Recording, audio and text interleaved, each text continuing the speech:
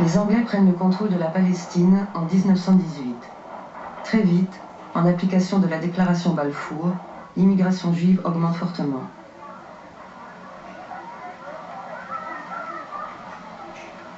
Les sionistes veulent alors constituer une majorité juive sur toute ou partie de la Palestine. Quant à savoir à quoi ressemblerait le futur État juif, la question n'est pas réglée.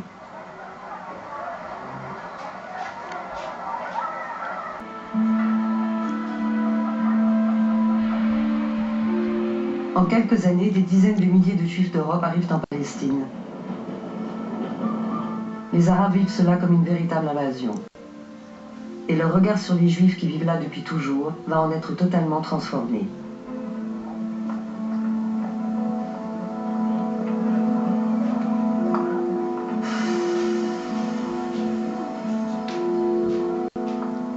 Avec l'Allemagne et l'Autriche-Hongrie contre la France, l'Angleterre et la Russie. Rapidement, les Alliés décident de dépecer en cas de victoire les décombres du vieil empire ottoman.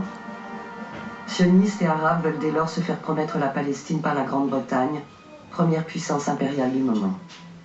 Et les Anglais vont la promettre en effet, mais à tout le monde en même temps, aux Arabes comme aux sionistes. Ces derniers prennent cependant l'avantage en obtenant le 2 novembre 1917 la déclaration Balfour. Le gouvernement de Sa Majesté envisage favorablement l'établissement en Palestine d'un foyer national pour le peuple juif. Étant clairement entendu que rien ne sera fait qui puisse porter atteinte ni aux droits civiques et religieux des collectivités non juives existantes en Palestine, ni aux droits et au statut politique dont les juifs bénéficient dans tout autre pays. La tension ne cesse de monter alors que l'immigration juive se poursuit. Une tension qui s'incarne dans la topographie même de Jérusalem, avec pour enjeu principal 2 lieux de prière.